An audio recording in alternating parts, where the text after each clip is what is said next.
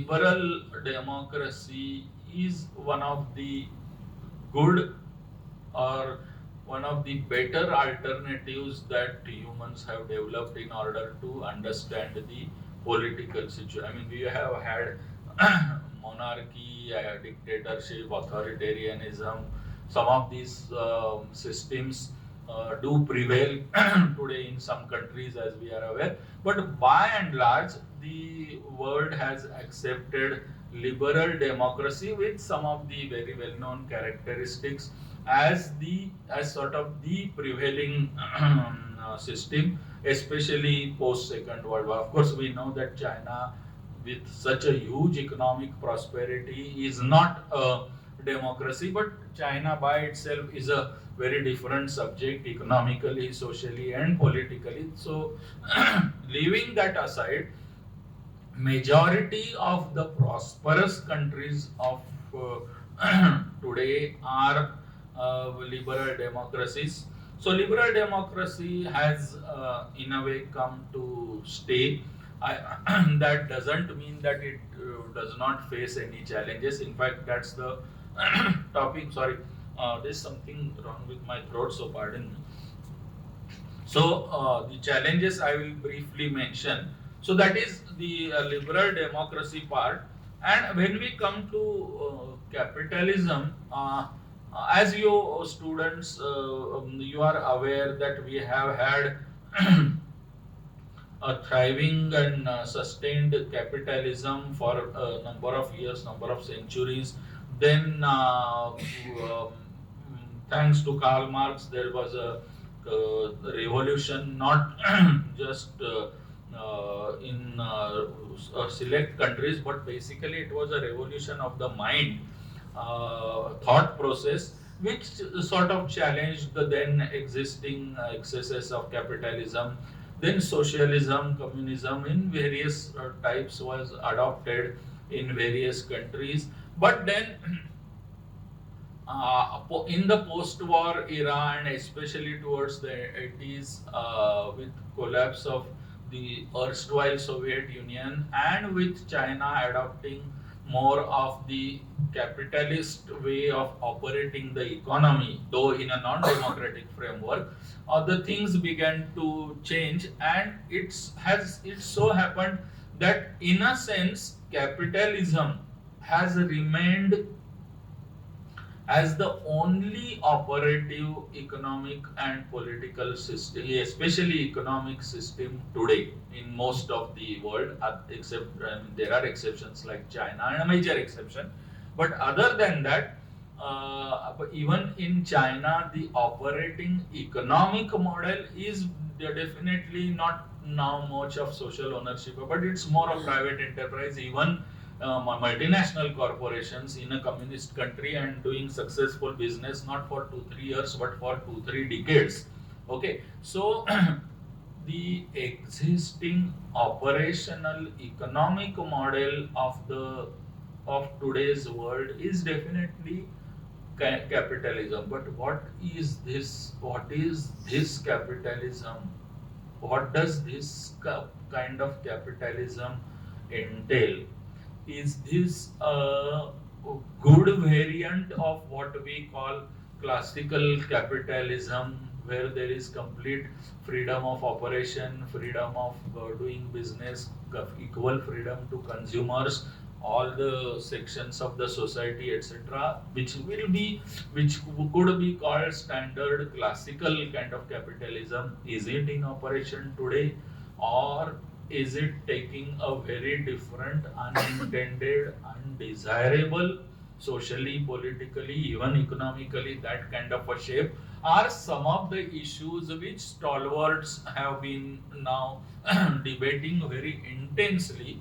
I will give you a couple of more references also. I mean, this is a very major recent work, and Joseph Stiglitz, as you all are aware, himself is a Nobel laureate in economics. 2001, he got the Nobel Prize. But another thing to also note, that although he got the Nobel Prize award in 2001, for the last 20 odd years or almost 2.5 decades now, he and many other Nobel laureates have been consistently working on several themes, contemporary themes, which they think are an intellectual challenge. So there is some learning there. Okay, anybody would think अभी तो क्या Nobel Prize मिल गया, why do something else, why now pursue economics? But these bright and great minds are such, and I have been following some of them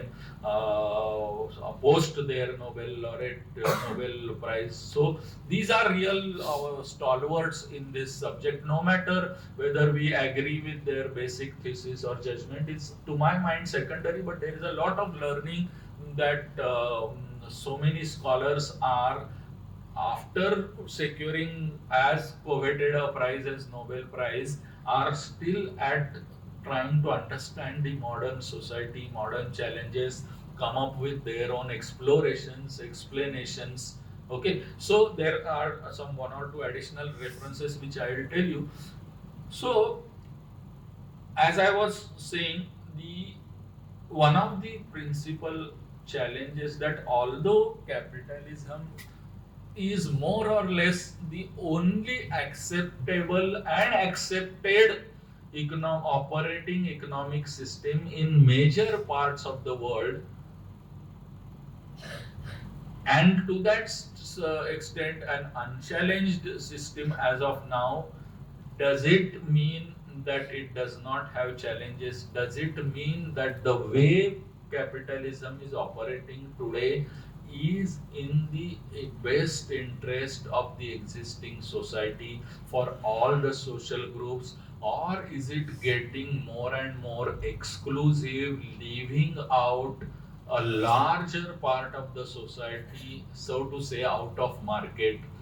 Because capitalism, the other side of the coin, when you say capitalism, is market.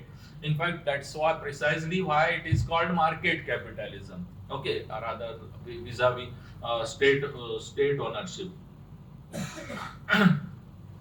So then scholars have argued that there are varieties of capitalism which have come in force, especially after 1980, especially after Soviet Russia collapsed, after China one fine day decided to change its complete economic operative system, go to straight away from strict government ownership to straight away to MNCs, because China didn't have its own private enterprise. India, you see, has had a long tradition of Tatas, Walchans, Birlas for centuries. So that was not that was not in China. So China moved first, as far as its industry and trade is concerned, moved straight away from state ownership to inviting MNCs right from 1980s, and that contributing to their growth and prosperity of Chinese economy. Anyway, so that was China, but then that is obviously a economically speaking, a capitalism system of capitalism sort of implanted in a non-democratic polity. Okay, and it has its, so there are scholars who call that as political capitalism. Okay, on the other hand, there are scholars who call countries like Vietnam, etc., as bureaucratic kind of capitalism. Capitalism, yes, because markets are operating, there is semblance of competition, there is free entry, etc., etc. So that is, but all this needs to be contrasted with what was the classical vision of capitalism, mainly of course in America and also in UK, but mainly in USA, where basically the industrial economy was operating in the first 30-35 years, say from after the Second World War, right, from 1946-47 to up to 80-85, after which, as we are now aware, the onslaught of globalization combined with technology, and today of course you all know better than me the impact of technology on virtually every sector and section of the society. But what used to be called the Fordist economy. Especially in USA, these 3-4 giants of Chrysler, Ford, and which is the other one, third one. Anyway, 3-4 automobile companies, giants with literally millions of workers, with their well established workers unions, associations. Okay, and that used to be a form of capital. Of course, there were owners and workers, but that used to be a democratically operating system. Millions of workers used to be employed. So, employment was a major factor operating in a Fordist economy, manufacturing driven. Later on, of course, as we know now, in any developed economy, this share of services is now, in fact, in advanced economies, it is almost more than 3/4 of the economy, 75-80% in UK, USA. Because as we are aware, most of the manufacturing, in fact, they get from China, India, Philippines, Vietnam, etc. And theirs is more a service driven kind of an economic system. But there was a time when this Fordist economy, with millions of workers employed in giant factories, firms, offices, etc., was a socially well accepted system, politically also well accepted system. So whether Democrats ruled the USA or Republicans, this operational economic model, especially in industry and enterprises, did not undergo much change. But things began to change when the relative dominance of the triad, that is US, America on one side, Japan on the other side, and Western Europe, three of the richest regions of the world, when they sort of started not losing, but losing is not the right word, but when their economic importance began to reduce a little bit, so mainly because of China. And then, as we know, in the last 30 odd years, the share of developing economies, what World Bank calls emerging markets, has been rising, whether in trade, whether in FDI. Also, these countries are getting much richer. Say Indonesia, Thailand, Malaysia, especially before that South Korea, China, and then of course these BRICS, India, Brazil, now of course Vietnam. So there are about 15-20 countries now who are in various ways offering formidable challenges to the erstwhile advanced world. It's not as if the advanced world has not remained the advanced world anymore. Far from it. We still know the dominance of US, UK, and Germany and Japan as the top six, four of the top six countries in the world today by size of the economy. Other two being China and India now. If you take the top six, so four are clearly advanced economies: US, Japan, Germany, and UK, and then France also.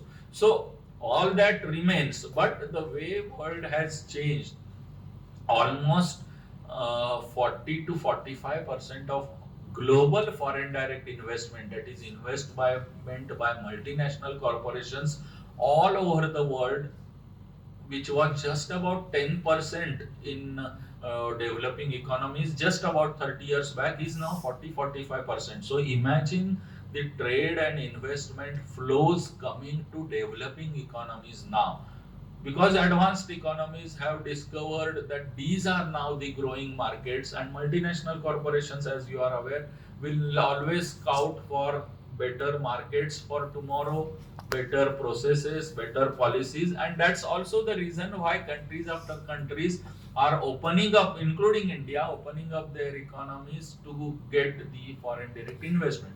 So all in all, a very different kind of capitalism is in operation today, and which is now enormously influenced by two very major factors. Okay, and I'm not talking of climate change or unanticipated factors like pandemic or before that global financial crisis, etc. two very important aspects which have a major influence on the operation of not only the economy of these countries but also broadly on the society and therefore also on the polity, and these are technology. I mean, we know, by and large we know that any technology will be on balance a better for humankind today. And I don't have the audacity to tell your generation the benefits of technology, you know it far better, but today at the literally at the click of a button we can access anything from anywhere. We can serve maybe some patients who or some medical treatment we can get at the click of a button, which was not possible, and so many other advantages of technology are obviously there. And so this is one part of technology, and the second is the influence of media and especially social media. Okay, that also, I mean, you all know far better than me. But the point is, technology per se is not, I mean, is likely to go to benefit the mankind, and it has happened through several centuries. In fact, I don't know whether some of you were there in yesterday's talk. Were some of you there when I spoke on institutions? In fact, I referred to the latest Nobel Prize winner, one of them being Asimoglu, and I also briefly referred to their latest book, Asimoglu and Johnson, on power and progress. Okay, which is a way, which in fact traces the history of technology and its impact on society. But what it says about, as I briefly said yesterday, about the modern digital technologies and why they need to be read. See, nobody can be against technology per se. It is not possible, not desirable. But do we need to redirect, change the direction of currently operating technologies for a better society, for a better future of not just a few, but for the better future of the society as a whole, is the question they have posed. This question also echoes in Stiglitz. It also echoes in couple of other major recent works to which I will refer later.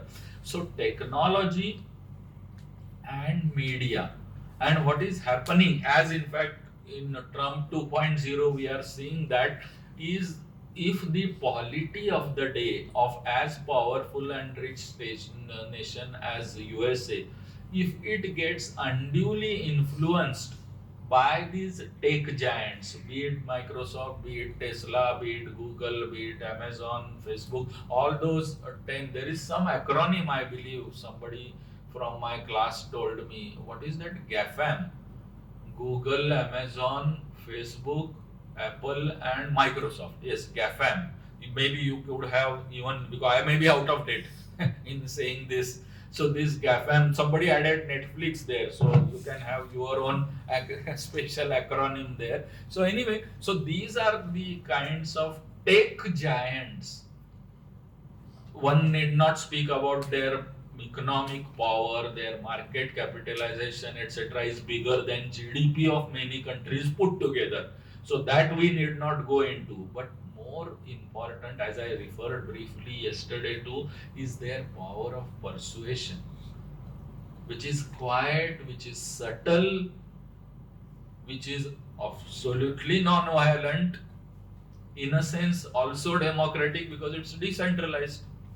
Anybody can, but is it also lending itself to the thought control by a few tech giants of the society?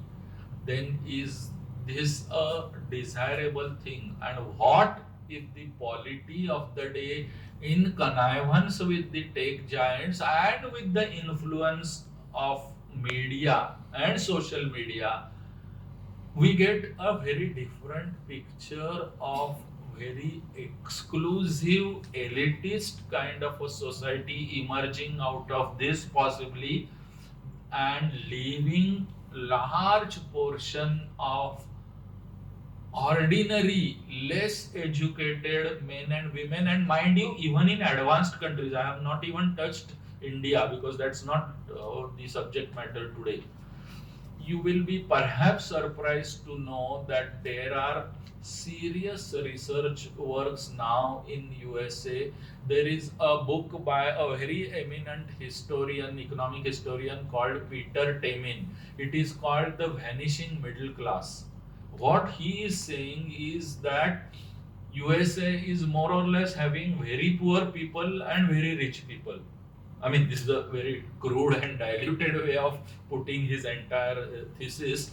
But what has happened is that in lot of the interior USA, that is, if you leave out, say, Seattle to California, West Coast, and Boston, New York, etc., the East Coast, in between the old sort of industrial towns, okay, which I just mentioned, be it automobile, be it machinery, be it capital goods, etc., have completely hollowed out. A, because of automation, and B, because of the automation, that is the technology, and B, because the entire manufacturing is getting away. I mean, manufacturing is getting away from USA.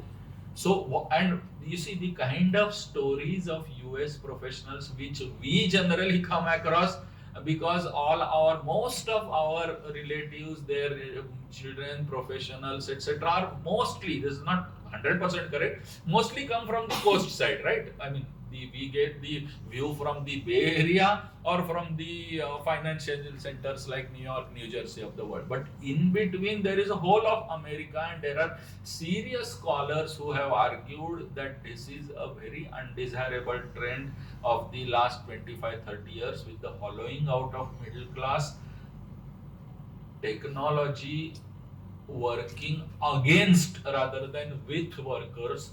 And that's precisely why people like Asimoglu are saying that we of course need the technology, but its direction needs to be changed.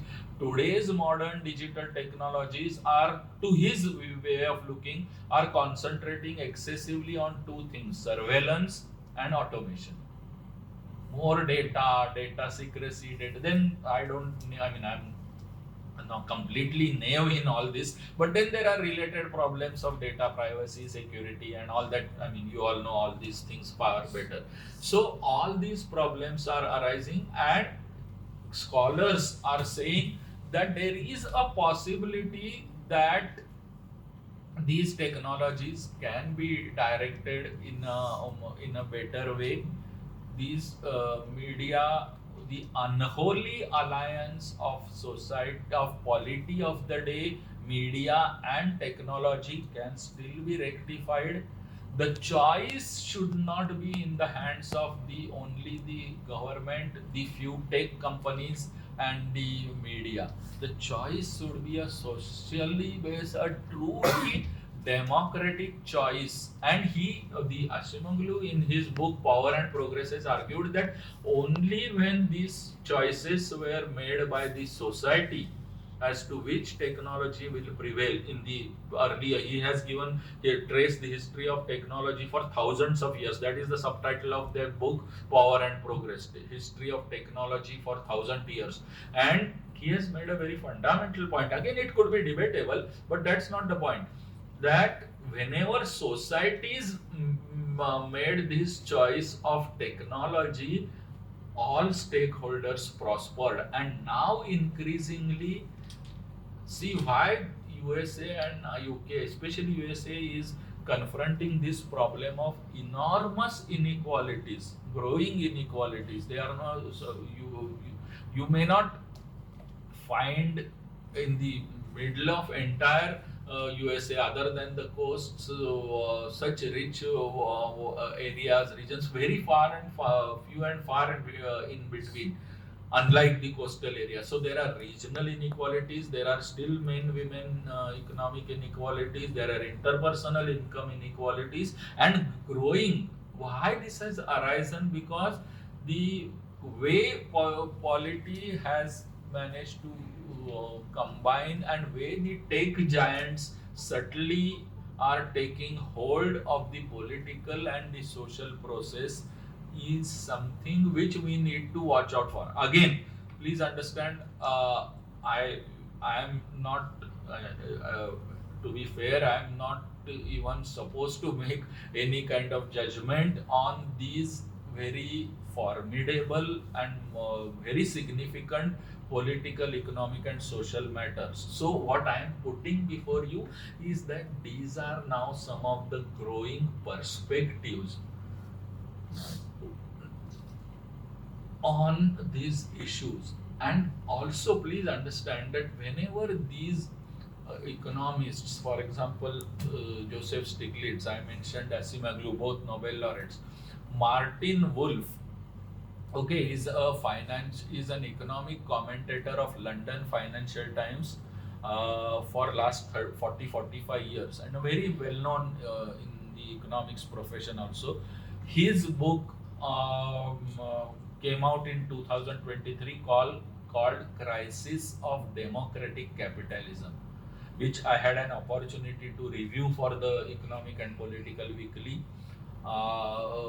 And while reading and rereading that book, that also gives this kind of a tone. And to summarize what Martin Wolf has said, and which is sort of echoed in different languages in some of the other works also, he says that mankind experienced great prosperity when liberal democracy combined with market capitalism, like the post-war boom and all that we are in USA, the Kennedy Johnson years, etc., etc., from say 1950s right up to 1980s, where everybody, the tide lifted all boats, so to say. And now he says that both are individually under threat. That is, there is a threat to liberal democracy per se, and there is threat to classical capitalism per se, and more important, that marriage is now broken, which ensured so much of prosperity in the advanced world, especially. Of course, they are concentrating more on advanced world. So what are, to sum up, what are the challenges then for liberal democracy?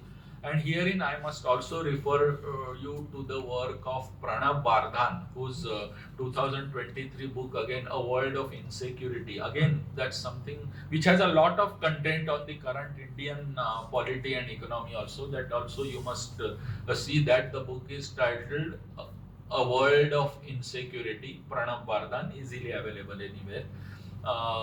Martin Wolf's book is Crisis of Democratic Capitalism. Stiglitz is A Road to Freedom, and the fourth I referred to was Acemoglu, Power and Progress. Okay, these four books, if you could, and one more fifth, Ruchir Sharma, who is in USA, a banker, but he has written an excellent book, What Went Wrong with Capitalism, the title of the book. So these Ruchir Sharma, if you can Google, you can easily know. These 4-5 books, and mind you, these are all post-pandemic books, so they have taken cognizance of the system which was operating so well before the pandemic and did break down. For example, one common criticism of the neoliberal and globalization policies has been that unfettered markets were given complete freedom for so many years, and yet you had to have the government to rescue millions of people during the pandemic. So it's not as if market can and does cure all the various ills. So in other words, what basically, so as I said, the challenge to liberal democracies are protectionism. Quite a few countries are turning inwards and protectionist. We know MAGA is a part of that, making America great again, and with the tariff war, etc. Then nationalism, some versions say maybe in India or others, is going to be another challenge to democracy. Then technology, we have already said, media, socio-economic exclusion is another challenge to the operating democracies. And the challenges are one of the chief characteristics which has become a formidable challenge to democracy, society, politics is the in growing financialization of capital. You see, the finance capital flow of money across borders, billions of dollars within seconds, can have devastating effects on the local markets, local communities, local economies, unanticipated dangers. All this is in the range of possibility, mind you. It's not as if, see, we are students of social sciences, so we can't say with any perfect prediction that this will happen. But there is always a possibility which the polity of the day, policymakers of the day need to guard themselves against. That excesses of financial capitalism, excesses of financial markets, housing bubbles, and so on. So things in the in the global financial crisis, which nobody could predict, these things did happen, the subprime crisis, etc., etc. And now post pandemic also, there we have been questions of the legitimacy of this finance capital. Earlier it was more of manufacturing led capitalism, now it is more of finance led capitalism. Of course, not to say that they are not related to each other. So this is one of the other characteristics and challenges for capitalism. Finance capital, dominance of multinational corporations. See, even when we say global trade, global investment, we may use the word global very well, but we know that through data that when we say global trade, it is the trade driven by, say, the Fortune 500 companies or another 500, maybe about 1,000 odd companies, which we call global trade. Okay, so that concentration of MNCs is well known. Then increasingly market structures are getting oligopolistic rather than competitive. Those of you who are students of economics will know. So oligopoly will always have these kinds of limitations, that very few companies in any sector, and that's what is happening in any major sector. Just two, three companies control, if not 100, 85 to 90% of the market share. And then what if they collude? What if they come up with anti-consumer or unfair trade practices? Yes, there is this. In India, for example, there is this Competition Commission of India. In UK, there is a very active agency. I forget the title. It's not Competition Commission, but something to do with. So there are agencies even in USA, but how effectively they will operate is another matter.